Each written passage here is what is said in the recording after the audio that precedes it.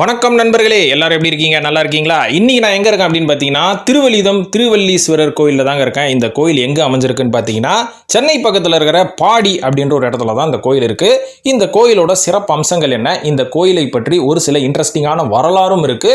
அதை பத்தி இந்த வீடியோவில் நம்ம பேசுவோம் நண்பர்களே. அதாவது ராஜராஜ சோழன் காலத்தில் கட்டப்பட்ட ஒரு கோயில் அப்படின்ற மாதிரி சொல்றாங்க. கிட்டத்தட்ட 11ஆம் நூற்றாண்டுல கட்டப்பட்ட ஒரு கோயிலாங்க. இந்த கோயிலோட மூலவர் யாருன்னு பார்த்தீங்கன்னா, திருவல்லீஸ்வரர் மற்றும் ஜெகதாம்பிகை, இவங்க தான் இந்த கோயிலோட மூலவர்கள்.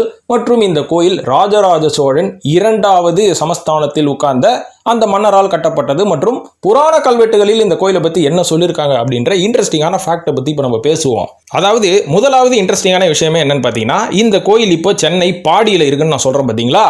ஆனால் அந்த கல்வெட்டில் என்ன தெரியுங்களா போட்டிருந்தது தான், இந்த கோயில் இருக்கும் இடம் சிந்தாமணிபுரம் அப்படின்ற மாதிரி ஒரு கல்வெட்டில் போட்டிருந்தது.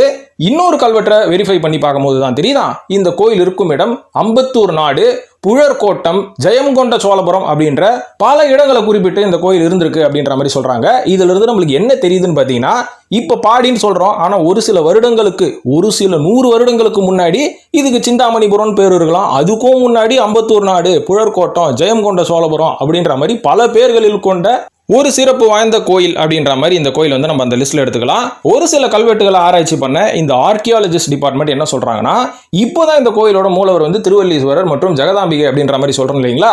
ஆனா பல வருடங்களுக்கு முன்னாடி இந்த கோயிலோட மூலவர் யாருன்னு பார்த்தீங்கன்னா, திருவலிதமுடைய நாயனார் அப்படின்ற மாதிரி சொல்றாங்க. அதுக்கப்புறம் இந்த கோயில் இருக்கும் அம்பாள் யாருன்னு பார்த்தீங்கன்னா, திருவேட்டி நாச்சியார் அப்படின்ற மாதிரி சொல்றாங்க. ஸோ இப்போ இந்த மூலவர் மாற்றப்பட்டிருக்கிறார்களா என்ன அப்படின்றத இந்த வரலாறை நம்ம ரொம்ப உத்து நோக்கி ஆராய்ச்சி பண்ணா மட்டும்தான் நம்மளால கண்டுபிடிக்க முடியும் இல்லைங்களா.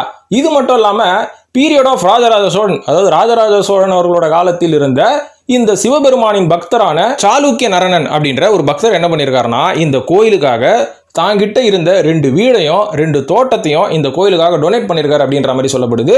ஸோ இவ்வளவு சிறப்பு வாய்ந்த இந்த கோயிலுக்கு மறக்காம ஒரு தடவையாச்சும் நீங்க போய் கால் வச்சுட்டு வாங்க. ஏகப்பட்ட மாற்றங்கள் உங்களோட வாழ்க்கையில நிகழும் அப்படின்றதுல எந்த சந்தேகமும் இல்லை நண்பர்களே.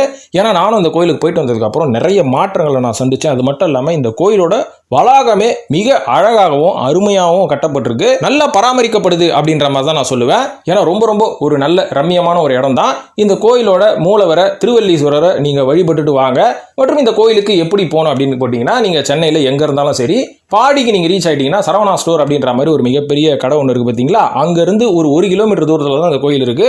இது மட்டும் இல்லாம இந்த கோயிலோட டைமிங் என்னன்னு பார்த்தீங்கன்னா, வழக்கம் போல காலையில 4 மணிக்கு ஆரம்பிச்சு அதுக்கப்புறம் மதியானம் மூடிடுறாங்க. அதோட சாயந்தரம் தான் நண்பர்களே. இன்னும் நிறைய விஷயங்களை இந்த கோயிலை பற்றிய ஒரு சில இன்ட்ரெஸ்டிங்கான சிறப்பான விஷயங்களை நம்ம அடுத்த வீடியோவில் சந்திப்போம். அடுத்த வீடியோலையும்